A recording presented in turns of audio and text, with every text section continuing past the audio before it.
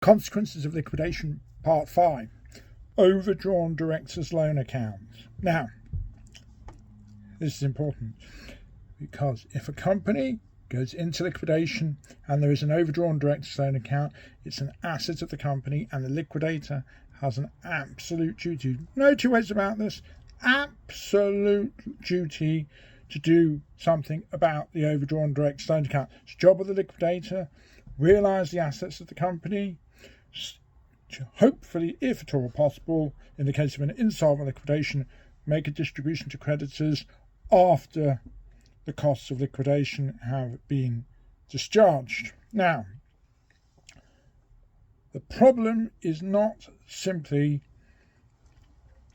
on its own that a director may have to repay the overdrawn director's loan account. That is an inevitable issue. The question is potentially how much, and this can depend on many different factors, because if, for example, the overdrawn director's loan account is substantially greater than the level of creditors, in other words, the amount that the director owes to the company is higher than the amount that the company owes to its creditors, then in the normal course of events, the amount that the director would have to repay to the company would be the level of creditors plus the cost of liquidation.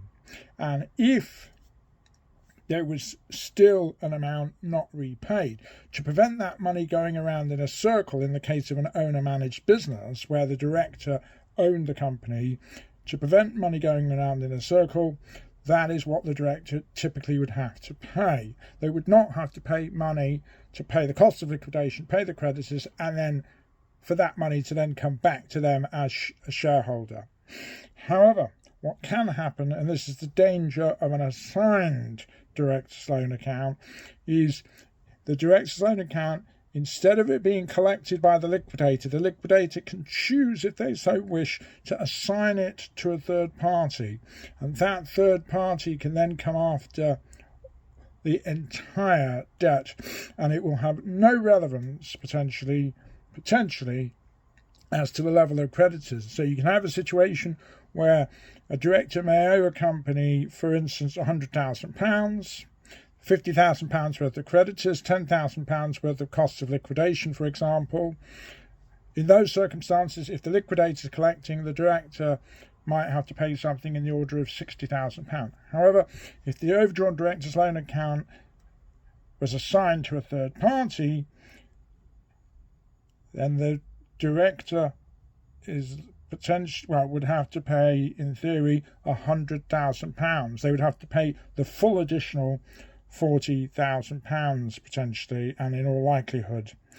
Obviously, it does depend on the facts of the case. It does also depend, for example, on the terms upon which the liquidator assigned the debt to the third party. But it makes in that type of scenario, it can make a huge difference and a huge consequence for the director in terms of the amount that they have to pay. Questions, queries, concerned, give us a shout. We know insolvency inside out.